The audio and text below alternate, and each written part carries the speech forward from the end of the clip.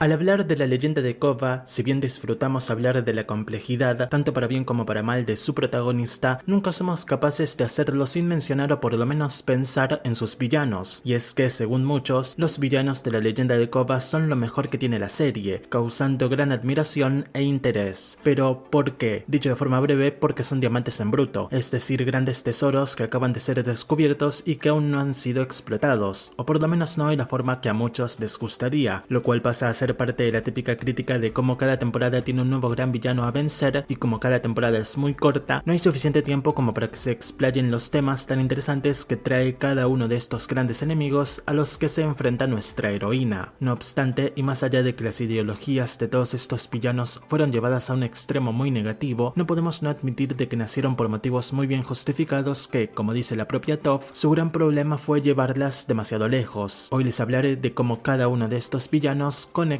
con a la que ellos consideraban la verdadera villana del mundo, el Avatar. Yo soy Nico, esto es Legado Avatar, te invito como siempre a dejar tu me gusta y suscribirte al canal y de inmediato comenzamos. Hablar de la conexión entre Korra y Amon podrá parecer sencillo. Ella amaba tener sus poderes y él llegó para quitárselos. Es incluso lo que los creadores dijeron en el libro de arte de la serie animada. Amon fue creado con ese propósito, el de ser para el Avatar una amenaza que en verdad le diera miedo. Pero ¿es tan solo eso lo que podemos leer del libro 1? Sí y no. Obviamente el gran miedo de Korra hacia Amon en esta primera temporada es que éste le logre quitar sus poderes, dado que eso era lo que la identificaba. Ella no tenía personalidad social, como bien nos lo probó este libro cuando no logra entablar amistades normales con Mako, Bolin y Asami, y en cambio conecta más con los niños de Tenzin, que tienen una personalidad más inocente, juguetona y atrevida como la suya, y tampoco tenía una gran conexión espiritual, así que sus poderes eran su forma de entender al mundo y a su naturaleza como avatar, de ahí que cuando los pierde no se siente capaz de amar o ser amada, o incluso se hace alusión del suicidio en la escena del precipicio. Sin embargo, la conexión de esta joven avatar con el primer gran villano de su vida va más allá de lo que ella siente o cree, pues también entra en conflicto un gran choque cultural, y es que, como aprenderíamos más tarde en esta primera temporada, Amon de hecho se llamaba Noatak y nació en la tribu Agua del Norte, por lo que tanto el héroe como el villano tuvieron el mismo origen cultural, pero también compartieron un sistema de crianza similar. Si lo pensamos, Korra se crió preparándose para algún día salir a luchar al mundo con sus 4 grandes poderes, mientras que Noatak también fue criado para ser un arma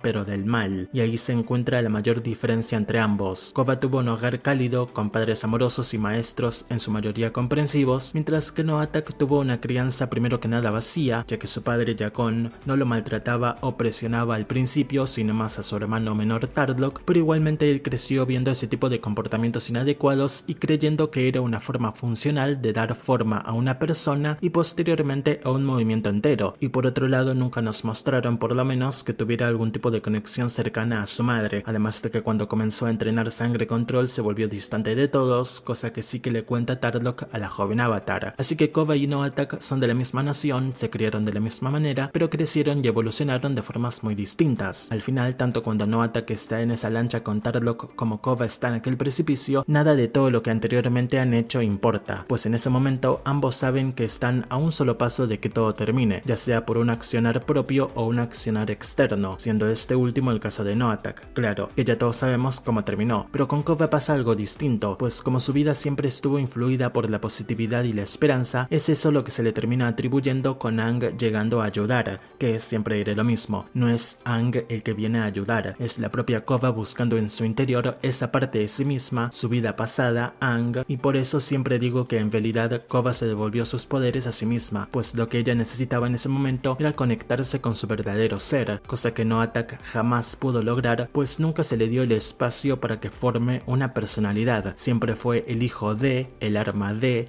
el hombre destinado a. Y tan solo 6 meses después, el avatar Korra se enfrenta ahora una vez más a su propio ser, pues los primeros 2 libros tienen mucho eso, profundizan mucho en su personalidad tan complicada y hasta jodida, y quizá por eso no gustan tanto, aunque como seguro ya saben, y si no lo saben desde ahora, los 2 primeros son mis 2 libros favoritos. Sí, entiendo que los libros 3 y 4 abren mucho más el mundo, las posibilidades, está todo el tema del estrés postraumático y demás, pero justamente eso hace que los primeros 2 libros se sientan mucho más íntimos, íntimos, y en la segunda temporada, si bien tiene un final bastante monumental, es, en su base, una historia muy íntima, ya que el gran villano de Korra aquí no es otro más que su propio tío. Esto es algo que nunca antes habíamos visto en Avatar, que el villano principal del Avatar de turno sea su familiar. Incluso aunque digan que Unalaq es mal villano, bien he visto que muchos conceptos de futuros avatares ponen que los villanos de estos son su padre o cosas así, así que es una buena idea y el libro Spiritus nos da muchas buenas ideas, quizá demasiadas, y eso hace que no las puedan manejar todas bien, pero eso ya es tema para otro día. Hablando ya de la conexión familiar entre Korra y Unalaq, hay un meme muy popular que lleva muchos años en internet, que es el que compara al libro 2 Spiritus con la famosa película de Disney, El Rey León, con el avatar Korra siendo Simba, Tombak siendo Mufasa y Unalaq, claro, Scar. De hecho, el libro Spiritus hace una referencia directa a la película en el episodio Una nueva era espiritual. Unalaq, conspirando para que su hermano sea exiliado del Polo Norte y volverse jefe, es muy Scar con Mufasa, si bien este último muere, lamentablemente, pero luego todo lo del joven héroe exiliado lo llegamos a ver con Korra debiendo irse del Polo Sur para buscar ayuda en Ciudad República, luego regresando, salvando el día y demás. Ahora, más allá de las bromas, es imposible negar que la conexión entre héroe y villano en esta temporada no pasa para nada por el ámbito cultural, que pudo haber sucedido tranquilamente ya que ambos son de la tribu Agua. Podría ser quizá que intentaron hacerlo mostrando la total disparidad entre la familia de Unalaq, fría y con este no importándole nada que su hijo Desna fuera golpeado por energía espiritual y pudiera morir, y la familia de Tombak, que era más amorosa, cercana, comprensiva y demás. Pero no nos importa, pues el libro en verdad no le da importancia a eso. Unalaq usa la manipulación emocional y tiene ideas extremistas de dominarlo todo, muy similares a las de Ozai si lo pensamos, por lo que su conexión con su sobrina llega por otro lado, lo espiritual. La joven avatar y su tío conectan por cómo ven en perspectiva la inestabilidad espiritual del mundo, ya que por un lado tienes a Unalaq que te habla de una supuesta inestabilidad y sin embargo es él el que ha estado convirtiendo los espíritus en espíritus oscuros y ordenando ataques y demás, por lo que solo te queda un hipócrita de manual que quiere eliminarte del camino sea como sea, y por otro lado tienes al avatar que el lado espiritual de sí misma y del mundo le dan absolutamente igual, descubriendo luego que sí que es una parte importante no solo para su propio desarrollo como avatar, sino para el destino del mundo. Los primeros episodios del libro 2 son excelentes por el lado de que conectan muy bien la falsa intención de Unalaq porque el mundo ya no está en desequilibrio con el total desequilibrio que se ve en el avatar, y que él sea su maestro y le prometa que le traerá equilibrio a su vida, cuando sabemos ya que no quiere para nada eso, hacen que Unalaq como villano tenga todo sentido y convierta en su revelación como el malo en el episodio 4 aún mejor. Si en medio de todo eso pasaron otras cosas que no te convencieron, pues está bien, pero ya nos meteríamos a hablar de la temporada otra vez, no siendo el objetivo. Sin embargo, y si bien la segunda temporada es mi segunda temporada favorita, obviamente no soy ciego y sé que Unalaq, a medida que la temporada va avanzando, se vuelve un pésimo villano, y una de las principales problemáticas es que lo separan por completo del avatar. Desde el final del episodio 4 no se vuelven a ver la cara sino hasta el episodio 10, y en medio de todo eso pasan mil cosas, incluido que la protagonista pierde la memoria y conecta con el primer avatar, y de pronto cuando se vuelve a reencontrar con su tío cara a cara en el episodio 12, hablan como si nada del Avatar One, cuando de hecho habría sido mucho más impactante si incluso descubrían la historia al mismo tiempo, o por lo menos no teníamos episodios inútiles como el 5, el 6, el 9 y el 11 de por medio. Al final, este villano se ha alejado tanto de la heroína y esta tanto del villano que terminan en extremos totalmente opuestos y ya no hay forma alguna de empatizar casi que con ninguno de los dos. Si bien aclaro que yo empatizo muchísimo con Korra, siempre con ella en todo, pero a nivel argumental hay fallas en cuanto a cómo nos lo cuentan todo que nos marean, nos intentan centrar, nos vuelven a marear y terminamos con lo que tuvimos, un enfrentamiento entre gigantes que o amas u odias. Y de ahora en más, no solo con Unalaq, sino también con Saheer y Kuvira, estamos lastimosamente hablando de villanos que han sido demasiado distantes a la protagonista. Eso sí, lo de Saheer al menos tiene mayor sentido, ya que todo el objetivo del personaje de Saheer es encontrar, capturar y matar al avatar, así que tiene sentido que solo se la cruce en 4 de 13 episodios, siendo letal para ella en básicamente cada uno de esos encuentros a nivel físico y mental. Saheer es un villano que con el paso del tiempo he ido entendiendo cada vez más y más, aunque sostengo lo de que su vuelo es un guionazo. Ahora, como el guión lo requiere y con muy buenos motivos, héroe y villano no se ven muy seguido durante la temporada, pero justamente eso ayuda a que aumente el nivel de tensión para cuando sí se encuentran, algo muy similar a lo logrado con Amon en el libro 1, aunque ahí fue un poco más directo y lo que Amon logró fue mucho más grande y simbólico que lo hecho por Zahir. Por todo esto, Kova y Zahir no tienen muchos puntos en común. Ambos están en contra de los gobiernos tiránicos e inútiles, pero Kova, como el avatar, sabe bien que no puede llegar a una ciudad, como le dijo Lin en el primer